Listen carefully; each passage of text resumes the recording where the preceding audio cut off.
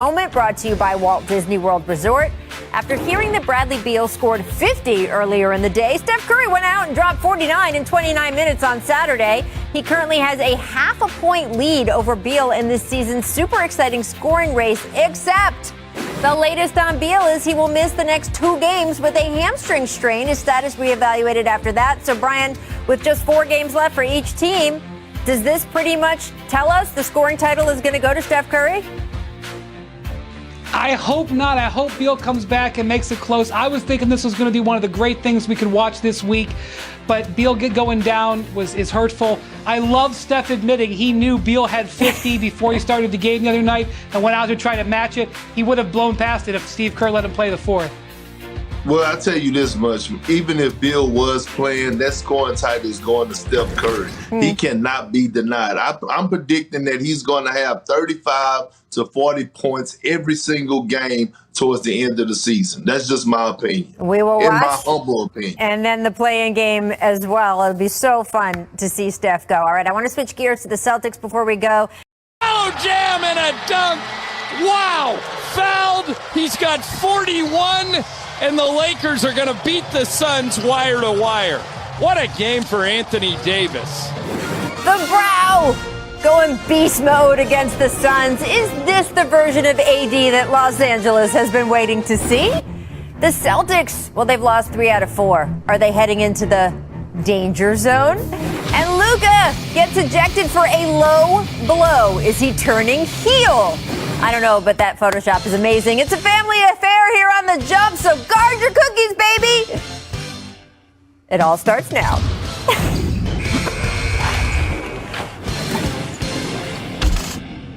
Do I sound excited? I'm very excited. Welcome to The Jump. I am Rachel Nichols alongside NBA champ Kendrick Perkins, the host of the Hoop Collective, Brian Windhorst. But we also have all-star, man about town, bon vivant, coach of coaches now that he's retired, and of course, Mr. Ball Don't Lie, one of my favorite humans ever in the game of basketball, Mr. Rasheed Wallace. Thank you so much, friend. Hey. Love that you are here. This is going to be so much fun. We've got Katie's business partner, Rich Kleiman, stopping by in a minute. But first, the wild, wild west. Depending on how old you are, that phrase can mean a lot of different things. Maybe it makes you think of Annie Oakley and Billy the Kid. Maybe it makes you think of those old black and white movies your dad or grandpa liked. Maybe it makes you think of the British band, The Escape Club. I mean, hey, that song hit #1, just saying. Anyway, these days, Wild Wild West is the only fair way to describe the NBA's Western Conference, where up is down, down is up, three-pointers are as plentiful as tumbleweeds, and gunslingers are waiting around every corner. There's Luka Doncic, who over the weekend did his best impression of a cowboy being thrown out of a saloon for unsavory behavior. And by unsavory, I mean this, Luka's fist in the groin of the Cavaliers' Colin Sexton. Officials ruled it a flagrant 2, which meant Luka was tossed from the game, but he did not draw a technical. That's relevant, since if Luka gets one more tech, it would be his 16th of the season, which triggers an automatic 1-game suspension. Accordingly, Luka has vowed to cool his quick draw temper, but we will have to see if he can pull that off. Meanwhile, over in the home of the Gold Rush, Steph Curry was also in action this weekend, and also just ridiculous. Curry dropped 49 points in 29 minutes and with his range fully on display. Nothing but net all night long. You know, for much of the season, the Warriors were trying to split the difference between competing for the playoffs and developing younger players like rookie James Wiseman. Then Wiseman got hurt, which stinks, but at least forced the team to pick a direction, and that direction clearly involves letting Steph ride free across the open range and right into the postseason bracket. In fact, with Saturday's win, it propelled the Warriors to 8th place in the standings, which means if the season ended today, Steph and the Warriors would face LeBron, AD, and the 7th place Lakers in the play-in tournament's opening game. Here's Steph when he was asked about it. Think the league might enjoy Lakers-Warriors 7-8 in the play-in?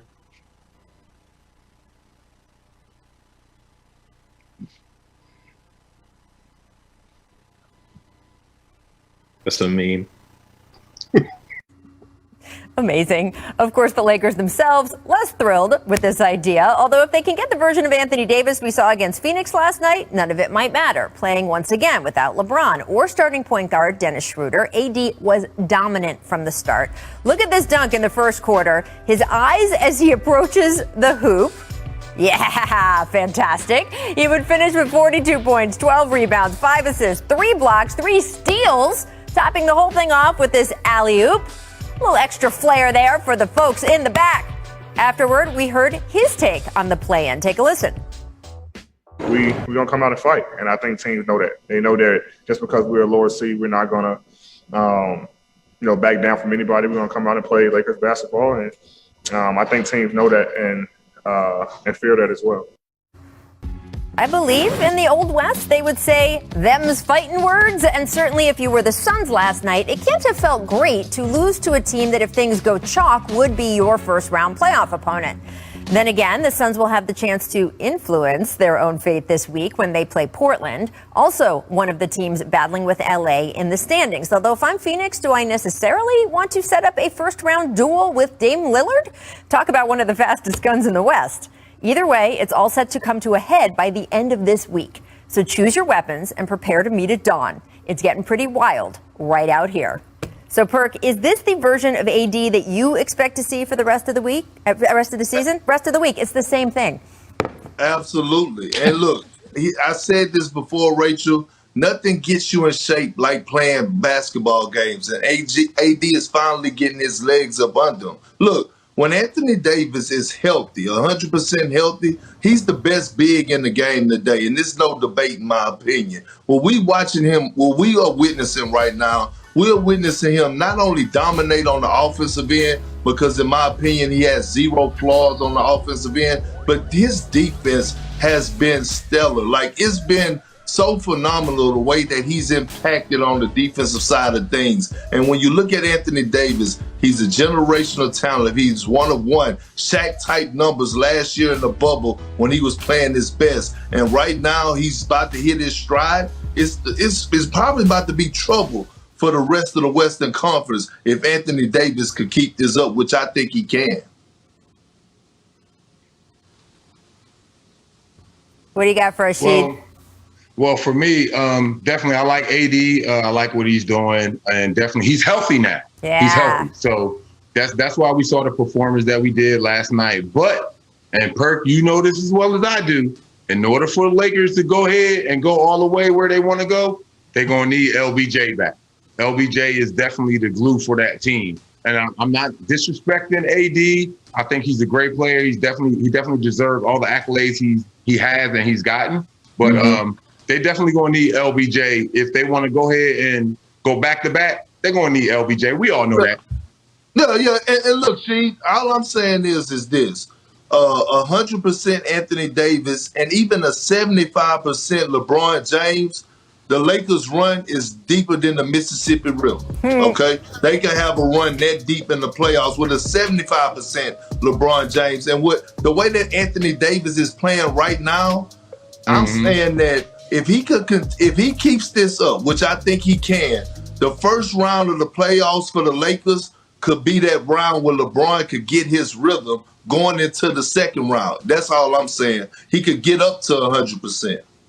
Well, I don't know, though, Perk, because look at all the minutes that LBJ play. He plays a lot of minutes, bro. And coming back from injury, they're supposed to keep him on mandated minutes. But, that's LBJ. He's going to be like, look, I want to play. What they going to do, say no? So, I don't know. I mean, I can't necessarily guarantee them. They'll go as far as LeBron is healthy. I'll say that. Well, Brian, what have we heard about when LeBron might end up back this week? And just from your years watching him, what do you think his pace is going to be returning from this injury? Because he tried to return last week, didn't quite work, felt more pain than he felt even in his ramp up. Brian, what can we expect? Well, let me just take a moment to acknowledge that Rasheed Wallace has on his wall a referee giving him a technical, which I think is one of the most amazing things I've ever seen in a player's house. So I'd like to take my hat off to you for that. When LeBron came back last week or 2 weeks ago, whatever it was, he was running okay and he was going back and forth okay, but when he went to push off that right leg, he had no spring, no energy. And so much of his offense is created by leveraging his size on his defender. He gets you on his hip, puts you in position, and the next thing you know, you got an and one. And he's going to end up having to shoot a lot. So what that's going to mean is that the Lakers are going to have to really defend. And their defense this whole year has been awesome. They were number one when AD got hurt. They were number two in the 30 games that he was out. And then when LeBron was out with AD for a month, they were number four. But since AD has come back, they have slipped way back. Even last night, as good as that win was and as great as Anthony Davis was, they allowed 54% shooting. I don't know how healthy LeBron is going to be. I don't know whether they're going to hit their three-pointers, because when they do, they're a different team. Last night, they hit them. But I do know they can control their defense. And so they have got to defend at the bubble level. A game-winning buzzer beater to sink the Bulls. Now, Perk, Brian Windhorst and I were sitting in the Chicago Bulls cafeteria area where they had LeBron set up for a press conference, and he announced to all of us, I scratched it when he was talking about Blatt's original play call. You were in the huddle. Could you take us inside? I was, Rachel, averaging 2,500 claps a game, but I'm perfectly fine with that. But David Blatt was in the timeout. David Blatt was in the timeout, and he was drawing up a play, and his hands were shaking. He actually had LeBron James taking the ball out of the bounce, and the play was for J.R. Smith. LeBron James grabs the board and says, "Nah, we're going to run this. I'm going to flash corner. Give me the ball." He got the ball and hit the game winner. David Blatt also owes Ty Lue flowers on this day for the rest of his life, because he was about to call the timeout he didn't have, which would have given him a Chris Webber situation and lost them. On my way to a triple-double. Westbrook's got his triple-double. Triple-double, triple-double. Move over. Hang up. What he's doing is just electrifying. He just attacks everybody. There's no player like myself. He's made the triple-double look so easy. This shit ain't easy, though. I'll tell you that. If it was easy, everyone would be doing it. Welcome back, Perk, Sheed, Wendy, all still hanging with me. And now, gentlemen, it's time to play a few rounds of something, nothing, or everything. Starting with, yes, Russell Westbrook, tying Oscar Robertson's record for most triple-doubles in NBA history, 181. Russ still has 4 games to break the record this season. He's guaranteed to average a triple-double for the 4th time in his career, even if he doesn't score another point. So Rasheed Wallace, is Russ tying the Big O for most triple-doubles ever? Something, nothing, or everything? I gotta say it's something for sure, because I don't care what era you play. You know, Perk and I, we played in one of the toughest eras of basketball. In my opinion, it's not as tough now, but that kid is tough. You can say what you want about him.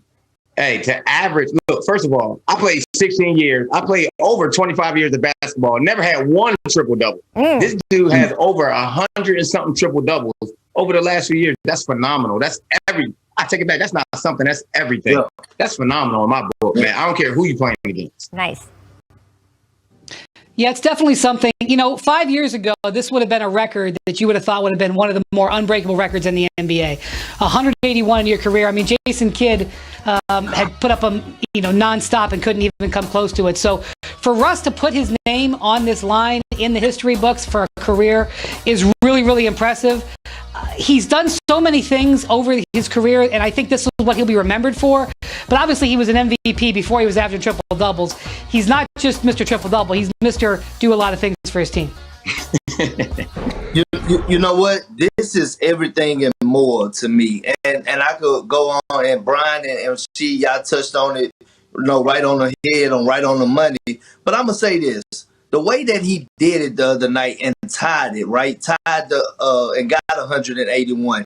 You just look at it. The go-ahead free throws, no Bradley Beal in overtime, along with the go-ahead block. Like, he went out in great fashion against that Indiana Pacers team, who was also fighting. It was a playoff-type atmosphere, and Russell Westbrook took it over. So to take over the game, actually win the game for your team, and break history was everything to me. Look, there's a reason we like the stat, right? There's a reason we like talking about triple doubles, because it hits several parts of the game, not just one aspect of the game. And I'm exhausted by people saying, oh, Russ is just chasing stats, because guess what? When Russ has a triple-double, his teams win. You can look it up. A winning record, and not by a little bit, people. So it is a reflection of him doing things that affect winning, the same way it was with Oscar Robertson. And I do remember when Russ had the triple-double for a season, averaged a triple-double for the first time since the Big O a few seasons ago. We thought this record would be unbreakable. We talked about it like Cal Ripken, and sure enough, here he is. So shouts to him. All right, I want to move on to Luka Doncic, gentlemen, because he was ejected early in the third quarter of Sunday's win over the Cavs. We talked about it a bit at the show, top of the show. He was called for a flagrant tool. Two, our officials ruling Doncic made a, quote, aggressive strike to the groin area of Cavs guard Colin Sexton. Luka said afterward, quote, after I saw the video, I knew I hit him, but it wasn't anything on purpose. So, Perk, is this something, nothing, or everything? Because as we have been talking about, Luka is just one technical shy of a suspension, something that fortunately did not exist back when she was playing. Yeah, look, it's everything to me. And here's why, right? A guy that led the league in technical fouls, a guy that lost over $200,000 because of technical fouls and ejections and things to that nature. My whole thing is with Luka is that he don't want his reputation to be that way. And this is going from a guy that had a pretty bad reputation with the officials. And once you get labeled as a guy that's going to come out whining, a guy that's going to play dirty, a guy that's going to complain, officials are not going to give you the respect you deserve, and they're going to ignore you. They're not going to, it's almost like you want to be on the good side of the officials. You don't want them coming in and saying, no, I ain't talking to you. I talk to this person, but not to you. And Luka has a long career ahead of him, and I just want him to succeed and for nothing to harm his legacy. Hey, Perk, for me, I'm not really. That's an ass whooping. You did that deliberately. He didn't like the way that Colin Sexton was blocking him out. He felt as though that Colin maybe put a little bit of extra on it. No, it's a simple block out. You got to get low when you're blocking out the big man. And then for him to turn around and as you're looking at me, throw a shot to my Johnson. Oh, no, that's an ass whooping, dog. I mean, I kudos to Colin Sexton. You kept your cool and everything of that nature. Kudos. But, hey, no, that's an ass whooping. That's what that is. And this is why this is something, dog. because, look, did he deserve every technical that he got this year? Probably not. Did he mean to hit him between the legs? Maybe not. But the problem with Luka is that he loses his cool. He loses his cool. And that is something that you cannot do when you are the superstar player on a team. Because if you lose your cool at the wrong time in a playoff game, you can be gone. And if you're gone in a playoff game, you dramatically hurt your team more than if you get suspended for a regular season game. This is something he's got to work on. He's got to pick his spots, both with the officials and with sending messages to players on the court. Let the dudes like Perk go settle scores with other players. Perk was one of the best at that. Go let him get ejected and then take care of his fine later. By the way, I love the graphic. Real fast, Go ahead, can I say this? Please. Luka, you should cuss him out in Italian, not English. Strategy there. Hey, Rachel, you know what's crazy that he said that real quick? So she, myself, and KG and Doc all were on the same team, and we all were top 5 in the league in technical fouls. So we said that we were going to start cursing the referees out by using numbers. So we would call them a 285 or a 363. That's incredible. I just have to throw that graphic up again of the text this season, because look at the bottom line there. Perk, you're talking about this coming from a guy who led the league in text. I led the league in text 2 years. Perk, you had 16 texts in the 2010 season. She'd had 40 in the 2001 season. Thank you very much. Sheed, what would you advise Luka, aside from cursing in Italian so people don't know, right, what he's saying, but Sheed, how would you advise Luka to get it a little bit more under control? Because as Brian points out, the playoffs are coming. They can't lose him for a game. Well, you just got to keep playing. I did receive a lot of texts and stuff. A lot of mine were during the regular season, but once playoff time came, then I knew what was at stake there. I got to just go ahead and bite the bullet. And if the referee, they want to, be sarcastic or cuss me out, I got to let them, because I know if I said anything, then they would give me a tech. And now I'm gone for 2 games. We're in the playoffs, and that could change the whole thing. So Luka, just keep playing. You busting their ass. You killing them already, dog. So just keep playing, doing what you're doing. You ain't even got to say nothing to the refs. You going to the line. You getting buckets. Y'all winning. Hey, go ahead. You doing your thing, bro. I love it. Sheed, thank you so much for hanging with us a bit today. Yes.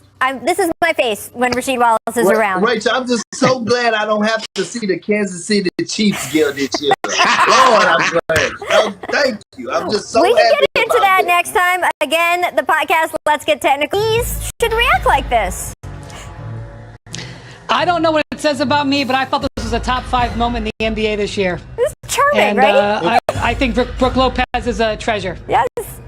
He is, and you know what? He kind of stole the moment from the dunk itself, right? Like, Absolutely. I like that because it's like, oh, whoop-de-doo, so what? Oh, I'm scared. I love that out of him. Well, KJ made the scowl at him, and he reacted appropriately. There you go. That was fantastic. Really, really beautiful.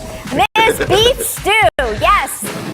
Pistons rookie Isaiah Stewart's nickname is Beef Stew, and he makes a business decision here on the Zach LaVine Drive.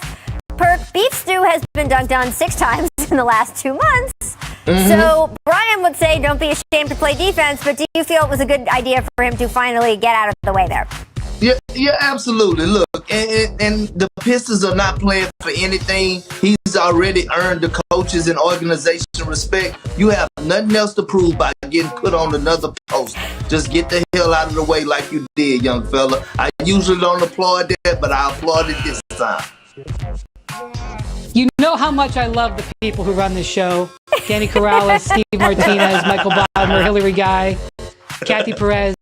Why do we shame defenders on this show? Why must you do it for years on end? I just wanted to say Beef Stew multiple times, Brian. Make free throws, Mavs, Cavs. How many times can you say that fast? Boban gets it. He's open. He splashes. Brian, does it look like he's shooting a free throw here, though? Well, let me ask you this. How do you challenge that shot? Are you yelling to your guy, hey, get out there and get a hand in his chest? Elbow? How do you? I think you just got to let him take it. Right? I think you got to let him take it and just hope for the best. You know what? The great part about it is after he made it, he got back on defense like he knew he knew that he was supposed to make it. He didn't celebrate. He didn't do like all this extra stuff. He made it and backpedaled like, yeah, I knew it. Look. Yeah, I'm right back in the zone. I love it. I just want another Boban and Luka dance. That's my hope for this last week of the regular season. Miss Complacency. We love Boban. Knicks needing a bucket to put the game out of reach. Leighton Staples, and they go to who else? Julius Randle. Perk. Is he a runaway favorite for most improved player? Is there anyone even in the conversation besides him? It is not, Rachel. It's signed, sealed, and delivered. I thought Jaylen Brown was right there up under him, but he's been missing so many games. But what Julius Randle has done, 24 points, 10 rebounds, almost 6 assists. The New York Knicks is, bringing life back to New York, and he should be in the MVP conversation, let alone winning most improved if you want to keep it 100. Can't we just be How many happy people with this? does Perk want in the MVP conversation? I've heard him put 14 people in the MVP conversation in the last week. I want whoever is deserving to be in there. I just don't want people coming on here saying that Jokic is just the runaway favorite when they have other guys out here that are doing the same, but if not better. Well, first of all, he can be the runaway favorite Perk, and have other Jokic people on the is the ballot. runaway favorite. I'm sorry. No, it's not. Isn't it enough that the Knicks are in the playoffs again? Julius Randle is tearing it up, most improved player. I'm gonna say that I don't even have to put him up against who or is or isn't. Anyway, look, let's talk about this bracket, because if the regular season ended Sunday, this is what the Eastern Conference playoffs would look like. The Knicks would face the Hawks in the first round. So, Perk, let's continue with Julius Randle. How much noise can the Knicks make with this situation? Well, you know what? Look, the Knicks control their own destiny. And you know what? Yesterday I said this on Hoop Strings with Wendy, Rachel. I said that the Clippers were going to beat the Knicks tonight. I said that. And guess what? The Knicks proved me wrong. They are 3-2 on this current West Coast trip. They are competing at the highest level. They have identity on the defensive side of things and the offensive side of things. I believe that their ceiling is getting to the second round and challenging one of those three-headed monsters to a 6 or 7 game series. And I believe that they strongly can get out the first round. I exhaustively researched this today, and so I can now make this statement. Okay. This was the biggest win for the Knicks in 8 years since they eliminated the Celtics in the playoffs in 2013. Explain yourself. Not just because it's a road win that was vital for them. And frankly, they haven't played late season big games in a long time. And this was such an impressive victory because I agree with Perk. I thought this was the Clippers game, especially since Kawhi and Paul George were in the lineup and playing. And so here's the thing. The Hawks have the easiest schedule left in the NBA. I know there's not many games left, but the Hawks have the easiest run. The Knicks are still out in the West for another couple of days, another couple of games. If the Knicks can somehow emerge from this with the number 4 seed, it means they would have played so well and they would have home court advantage. I would think that they would have a shot to win in advance out of that round. But I am more concerned that they slip back to 6. Because that is also on the table for them as well, and then they'd have to play the Bucks. So a lot of it's going to come down to their seed. But I'm going to say this: I agree with Perk, but everybody beware. The last 11 times the Knicks have been listed as underdogs, they're 8-3. So be very careful when you see the Knicks listed as underdogs the rest of the way. And a big part of that has been Derrick Rose. I just don't think we can have this conversation without bringing up D. Rose again. What he has done for that team since he went back there. And look, things did not end great for Derrick in New York. The last time, this wasn't necessarily a spot people thought that he would thrive in. And just like he has been doing over and over again, he has proven those doubters wrong. There are so many stats across the board that if you look at them pre-DR or post-DR, that the Knicks have they're a different team. They're a changed team. So I want to shout out him again as we go. All right, coming up, our friend David Griffin, Pelicans Executive Vice President, fined $50,000 for, Tony was in the bubble with us. He officiated his first NBA Finals last year. He officiated the All-Star Game this year. NBA Senior Vice President Monty McCutcheon, who oversees officiating, released the following statement, quote, Tony is a beloved member of the... And every new Toyota comes with a 2-year no-cost maintenance plan included. Today, tomorrow, Toyota. On Thursday, we're going to premiere ESPN Films' latest documentary, 144, an unprecedented look at last year's WNBA season in the bubble at IMG Academy in Florida. Executive produced by our very own Shanae Agumake. The film explores the season dedicated to social injustice, fighting for civil rights, and everything the players overcame to get through it. 9 o'clock Eastern on ESPN and the app, and available on ESPN Plus immediately following this premiere. And now joining the show, he is Kevin Durant's manager, business partner, the co-founder of 35 Ventures, the Sports Business Media Network, the Boardroom, Rich Kleiman. Thank you so much for stopping by. Thank you, Rachel. I am so happy to finally be on the jump. We talked about this forever. We have had all of these misconnections. Here you are. You're reminding me of New York, the home base I had for so long behind you. I love your backdrop. And there's a very cool partnership you're here to announce. Why don't you get to it? Yeah, we're announcing our investment and partnership with Just Women's Sports, and we are incredibly excited. This was a big investment for our team. We have a portfolio of about 70 companies, and some companies are just strategic investments. And some of them we try to activate around where it's appropriate, and some of them, like this, are not only it's something passionate for us, but the founder is an incredible founder. The concept is great. The business model is great. And, beyond the fact that we want to invest in women's sports, this was a great investment. And the founder was somebody that we knew we had to kind of find a way to work together with. Yeah, women's stories are compelling stories. And there is no doubt that there will be all kinds of people interested in what you guys produce here. I really can't wait for this. There's also, of course, several other companies you run with Kevin Durant. You have worked with him for years and years now. And I think Kevin's off-court personality is still enigma to a lot of people. So what can you share about working with him day in and day out that might help people get to know him better? I mean, it's funny because a lot of times people will tell me they feel like they don't know KD or they want to get to know the real KD. But to me, I don't know any other athlete that's as honest and open and real. And you see what it is. He's a human being. So, for me, he's not an enigma. He's a real dude. He has real feelings. And, we talk so much that it's very fluid. And it's not the kind of thing where we talk about something that happened on Twitter as much as like, that's my man, and regardless of what goes on, like we know who he is and he knows who he is. And people that really know KD don't get caught up in all of the kind of rest of the drama that comes with it. But at the same time, we all understand it and he understands it. Well, fans have been getting a little bit more of those unvarnished conversations I know you have with him, because KD and your boardroom imprint, pretty consistent fan interaction on Twitter Spaces lately. What's the idea behind digging into that platform for you guys? I mean, we're digging into every platform. I mean, I think the conversation for boardroom is an important one. I think that it's never been more fascinating to know what these guys are doing off the court, to do what these women are doing off the court, to see what's happening in the venture capital world as it relates to sports, health and wellness, business. And for us, that's impacting on Twitter, that's on Clubhouse, that's on IG, that's on YouTube, and it all lives on boardroom.tv. But obviously, Twitter is somewhere where, KD has famously thrived, and somebody knows how to use the platform and has a big fan base on the platform. And, I think certain dialogue around boardroom fits better on certain platforms. And for Kevin and his co-host Eddie on Et Cetera, his Twitter Spaces is perfect.